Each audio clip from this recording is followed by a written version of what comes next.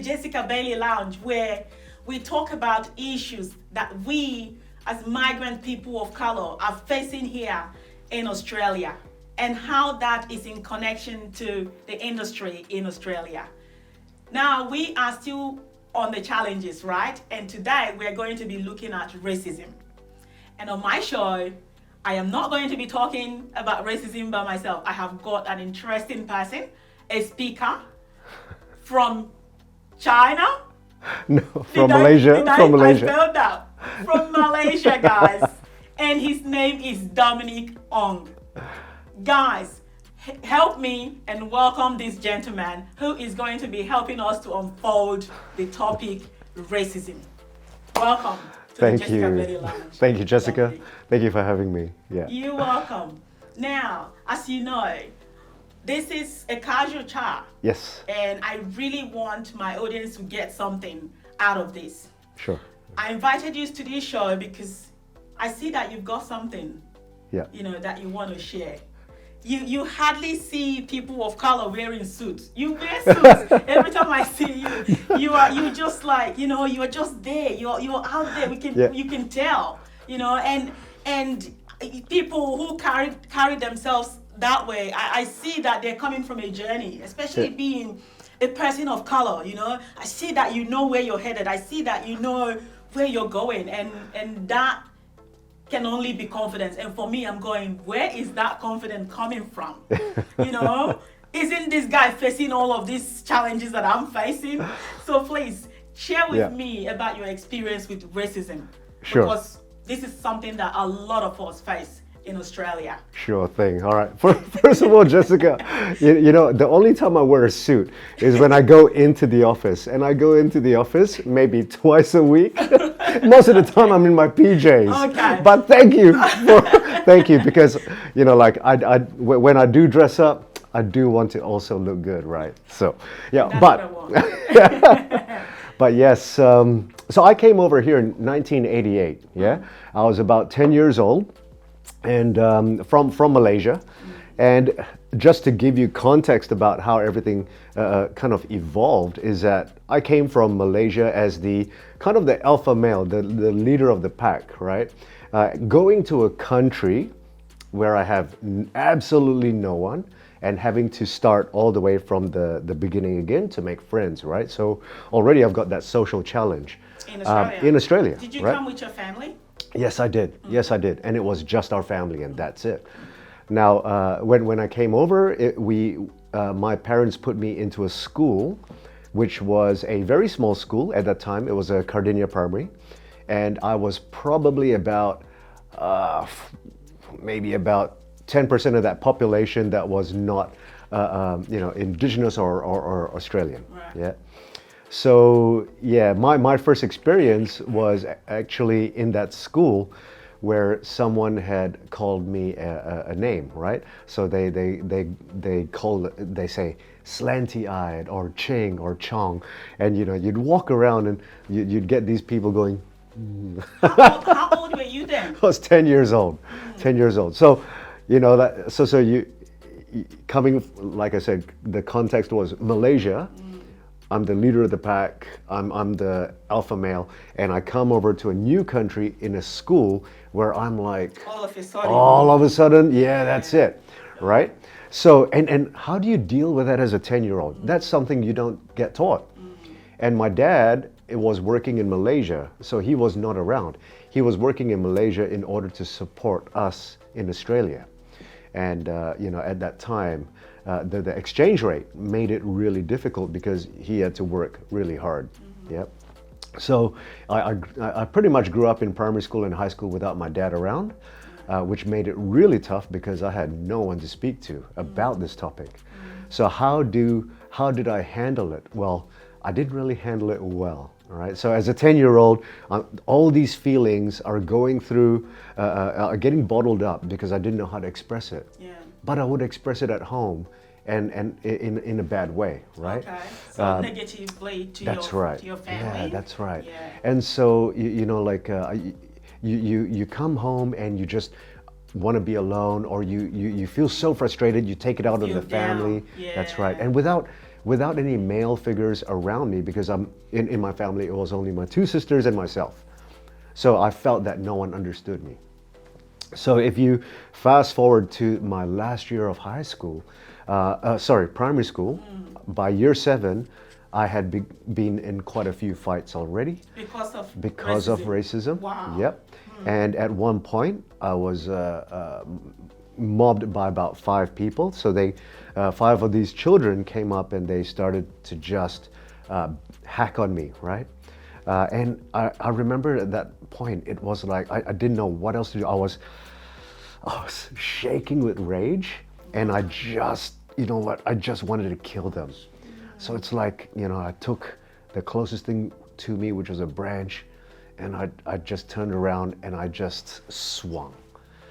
One thing I learned from that experience, though, is that if you were aggressive enough, or you showed people that you would attack back, they would actually back off. Okay. So you earned respect. Okay. Or so I thought. Yeah. Right. Okay.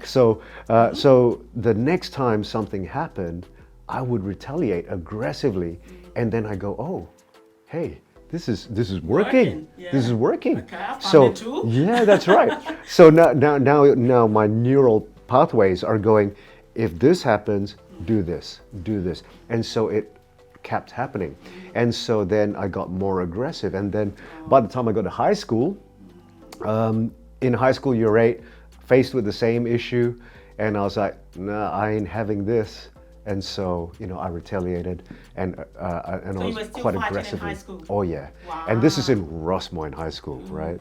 So this is a top school, right? Now, I didn't mention it earlier, but I do have ADHD, so I struggled with that. Okay. And so you put the two together. I know what you're talking about. Oh man, my. right? So in school I wasn't doing well, Yeah. but then you get the other issue of racism, and then you're going, how do you deal with this? And the only time that I actually felt accepted was when I joined a Vietnamese gang, and in that, everyone's Asian, right? Everyone's Asian in the Vietnamese gang, Yeah. right? Everyone's Asian, and it was you felt that sense of acceptance. Okay. Yeah. And then belonging, that's right. And because I had no male figures around me, I've now got a brotherhood, right? And so you got to picture this 14-year-old going, hey, I finally found my safe place, right? And obviously in the gangs, you're either stealing, you're either fighting, you're either stabbing someone. It's all negative stuff. Yeah, yet you feel like it's a home for you. Yeah. Because you were accepted. That's right. For the first time. That's right. And, and it's almost like I put so much weight and value in that, in that brotherhood. I started to go, hey, this is shaping my value system, right? What do they value? They value loyalty. Great. What do they value? They value, if someone needs help, you're there for them, right? Yeah. Brothers for life, right? That's the stuff that you value. And soon enough, they value aggression. They value notoriety, right? So all of a sudden, your identity starts to get shaped by that. And then I met, I met a couple of guys while I was in high school who in their labs made, what you used to call them trips, or LSD. And so I would get these trips from them and sell it at school. I sold cigarettes. I sold. I did. Went wild, I went wild. I was that guy bringing the knives and the guns to school, and the drugs, and I was going, hey, I'm making money. Soon it was like, ooh, I value money, all right, because now I can buy the things that I want. Next thing you know, my identity is not just tied to the gangs, it's also tied to, hey, wealth, right? Yeah. Riches. And how is this racism going on with you at this point? Did this scare people? Why? Oh, yeah. So the thing is that if they knew that I was in the gang, they were a little bit more hesitant, right? So I did get into some more fights at the school, and I remember this guy. I won't say his name, but he actually approached and said, "Man, I hate you Chongs. I hate you Chinks. Like, go back to your own country, right?" And I lashed out, and the teacher sent us outside, and I'm sitting across from this guy. I'm like, why do you hate? Why are you so scared, man, of color? Like, why of me as a Chinese? Did you ask him? I did. I said, Right. like, why? How old were you then? I would have been 15. Right. Yep. So his response, I had never imagined, right?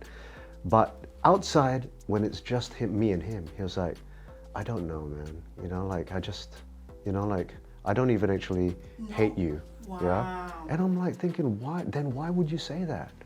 And I got it. He had to do that in front of the people, yeah. in order to put this, to fit in. Yeah. He was doing the same thing I was, just in a different way. This is really, it goes the same way for almost everyone who's doing it. This is it. They don't actually have any reason why they're doing it. Yeah, that's right. That is so interesting. You know, it almost comes down to fear, right? It's like they're so fearful of what people will think of them, so they manifest that and do that, behave in a way that will make them feel accepted or social. It's like social media, right? It's So my story really with racism, because I mean I was already grown up when I came here. I didn't come here as a child, you know, like you did. But mine was also, there was something there, because I just literally was planted into a white family, you know, my husband and his family, you know, they're all white, and this black woman, you know, I was so afraid of them. And because I was afraid of them, I was afraid of any other white that I meet outside, you know. And then when I started university studying and being in a film industry where there are no black people, you know, I was the only black person in my course, right? I remember just always sitting lonely in a corner. That's where I actually saw racism face to face. They don't say, hey, I'm being racist against you, like the people that are actually that are in my class. They don't actually verbally voice it out to you. They just you just see it. You know, you just see it. You're not welcomed, right? You are just different. So it was a lonely place. It was the loneliest time of my life, right? And I would not advise it for anyone. So I guess now this is now going to lead me to, how did we suddenly became this person that we are today? Like how did we walk away? How did we grow past that? Because I know that a lot of people are still suffering from racism and all of the discrimination that is going on in Australia. It is no doubt discrimination, racism is real. We know it. We've experienced it, and people are still experiencing it. But at least you and I have been tough enough to say enough. You know, we know who we are, and we cannot be discriminated against anymore. We cannot tolerate it. Now, can we share? I want you to share with my audience, how did you come to that realization? Okay. All right. So I'm going to be really real, right?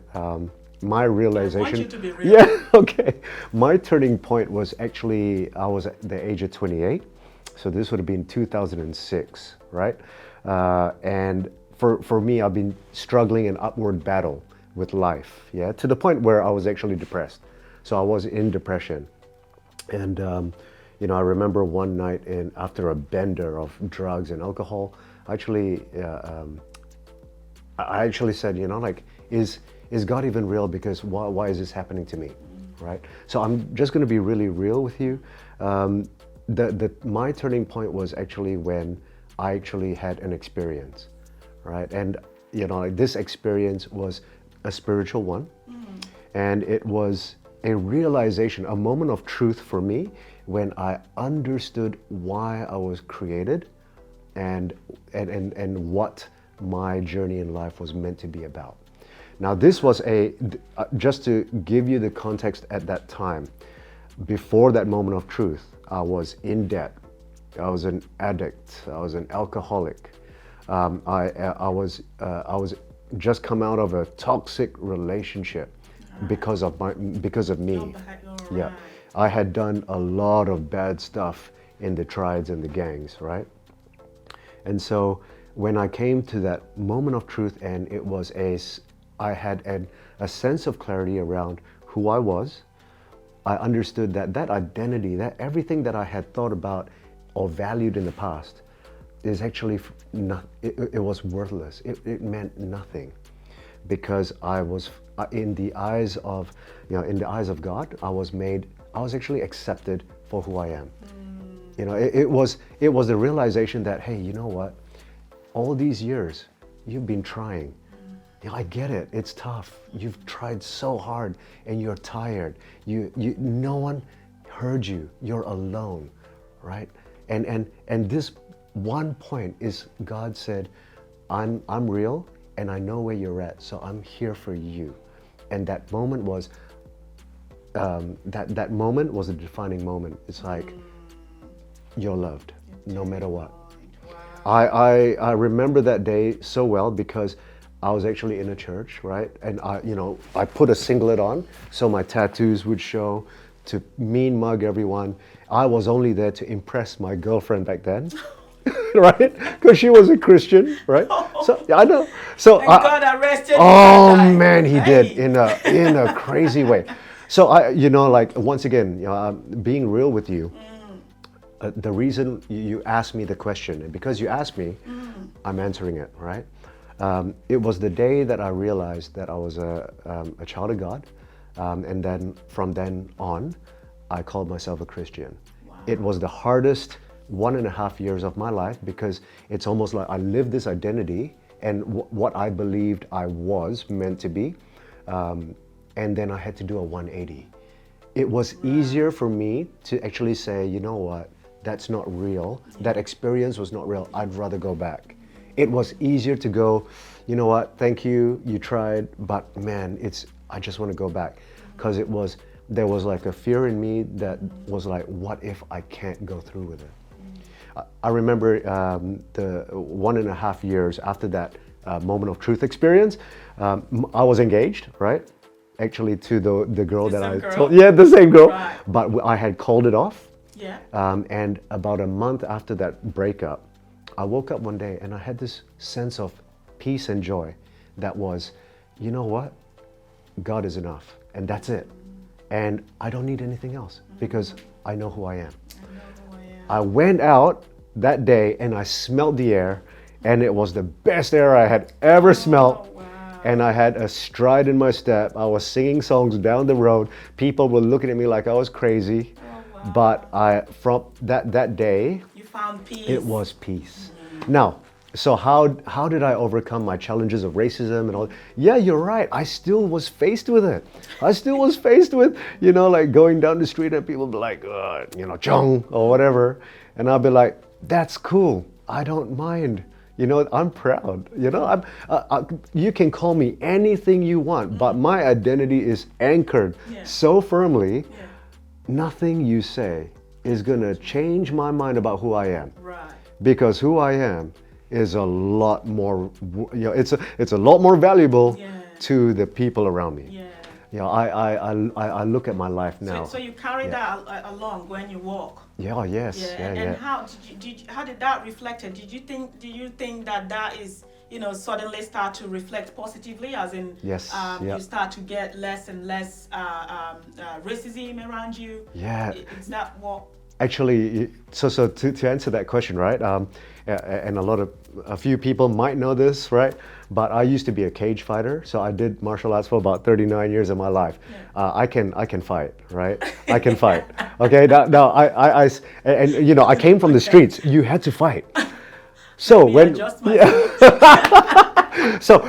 but the reason why I say that is because, the iceberg theory. People see the tip of the iceberg above the water, and that's the behaviors, right? That's how we act. That's how we look. That's the way we move, right?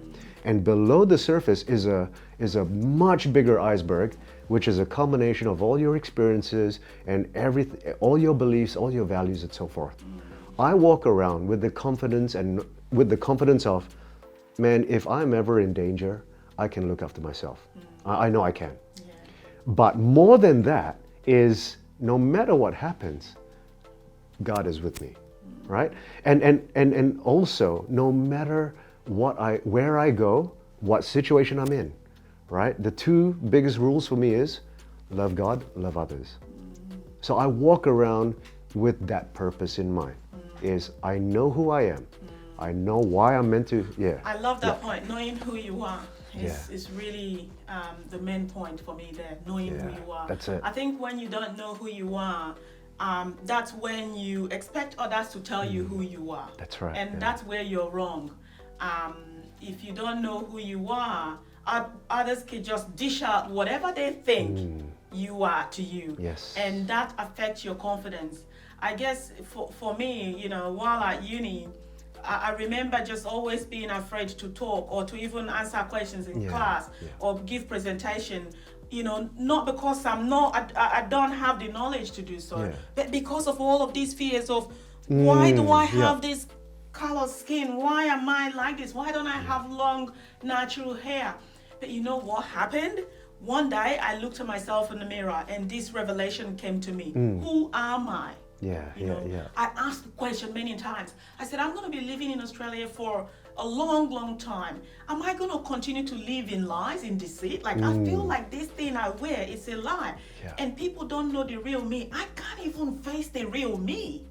And how would I expect others to face the real me and then accept the real me when I haven't even accepted the real me? And you know what I did? I just took off this. This was when I became this. I said, oh my God, what was I thinking? This is beautiful. I was looking at myself in the mirror and I loved what I saw. And I think for the first time in 8-9 years, my family in-laws got to see me naturally. They've never seen me naturally. They don't even know what my natural hair looked like. Because I was masking with Brazilian hair. You know, I was always ordering the hair from AliExpress to maintain, like, I can't even go out there like this.